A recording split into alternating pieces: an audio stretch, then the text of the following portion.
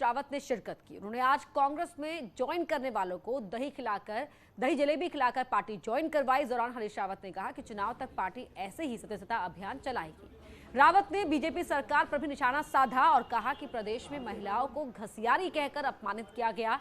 घसियारी शब्द पर उन्होंने ऐतराज जताते हुए सरकार की इस योजना पर ही सवाल उठाए। उन्होंने कहा कि अगर योजना को लाना ही था तो गौरा देवी या पहाड़ की दूसरी महिलाओं के नाम पर इसे शुरू किया जाता।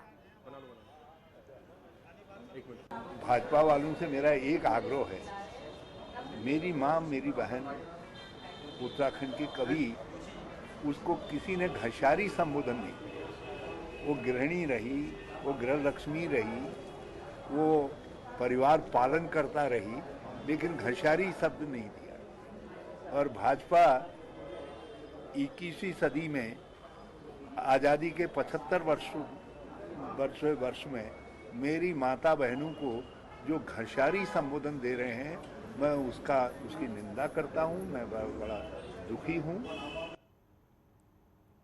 बीजेपी में इन दिनों अनुशासन तार-तार हो रहा है। हरक सिंह के बाद विधायक दिलीप रावत का बयान आया है। टिकट के सवाल पर दिलीप रावत का कहना है कि वो हर हाल में चुनाव लड़ेंगे और मेरा टिकट काटा गया तो दूसरे विकल्प खुले हुए हैं। असल में चर्चाएं हैं कि हरक सिंह रावत अपनी बहू अनुकीर्ति के लिए लैंसडाउन से टिकट मांग रहे हैं और दिलीप रावत को आशंका है कि हरक सिंह के दबाव में पार्टी उनका टिकट काट सकती है। हालांकि पार्टी सभी को संभल कर बोलने की सलाह दे रही है। देखो भाई, राजनीतिक आदमी है और राजनीति हमने करनी है, तो राजनीति तो करने के लिए हम स्वतंत्र हैं। फिर अगर आड़े आएंगे तो फिर कहाँ करेंगे राजनीति? नहीं, कोई आड़े नहीं आता। राजनीति में सबकी अपनी अपनी धाराएं होती, कोई आड़े नहीं आता और सब अपने लिए रास्ता भी ढूंढ लेते हैं। अगर आप चुनाव लड़ेंगे चाहे कुछ भी हो? निश्चित रूप से हम राजनीतिक व्यक्ति हैं, तो चुनाव लड़ने के लिए राजनीति कर रहे हैं, तो हमें राजनीति है तो चुनाव तो लड़ेंगे भाई।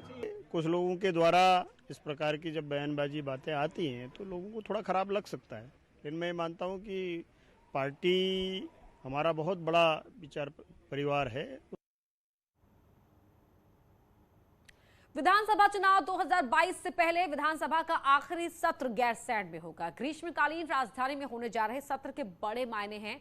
वहीं विपक्ष टाइमिंग और सोच पर सवाल खड़े कर रहा है।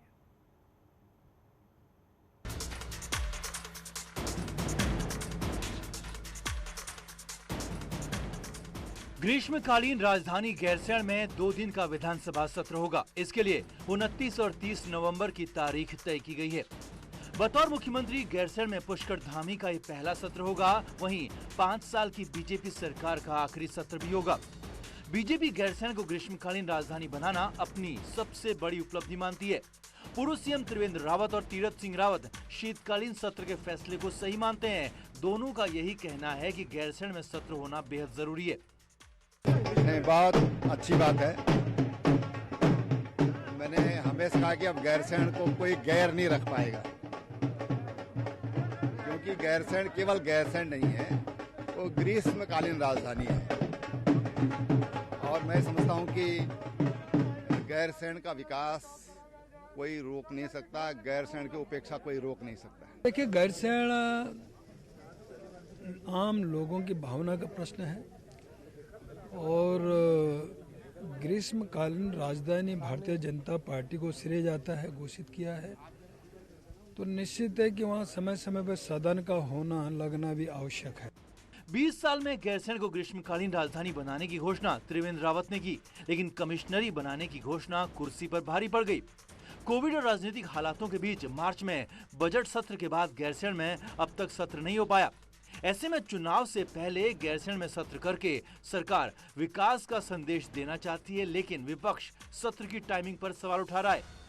जिसमें विधानसभा बुलाई जा रही है उसका तो स्वागत करता हूं, लेकिन एक आश्चर्य भी है, जब आपने ग्रीष्मकालीन राजधानी गैरसैंण को बनाया है तो इस ठंड के मौसम में, जब नवंबर में वहां बर्फबारी होती है, उस समय विधानसभा वहां बुलाने का क्या औचित्य है। मैं तो सरकार से निवेदन करता हूं, अगर वहां आप जाड़ों में विधानसभा बुला ही रहे हैं तो उसको स्थायी राजधानी घोषित कर देना। गैरसैंण में पहली कैबिनेट विजय बहुगुणा सरकार में हुई, जो अब बीजेपी में है। हरीश रावत सरकार में विधानसभा भवन बना और सत्र भी चला, लेकिन राजधानी की घोषणा बीजेपी सरकार में त्रिवेंद्र रावत ने की और इसी उपलब्धि को जनता को याद दिलाने के लिए बीजेपी सरकार का आखिरी सत्र गैरसैंण में होने जा रहा है। और माना यह भी जा रहा है कि मुख्यमंत्री पुष्कर धामी आखिरी सत्र में गैरसैंण के विकास के लिए कोई बड़ी घोषणा भी कर सकते हैं। दीपांकर भट्ट, न्यूज 18 देहरादून। खाद्य मंत्री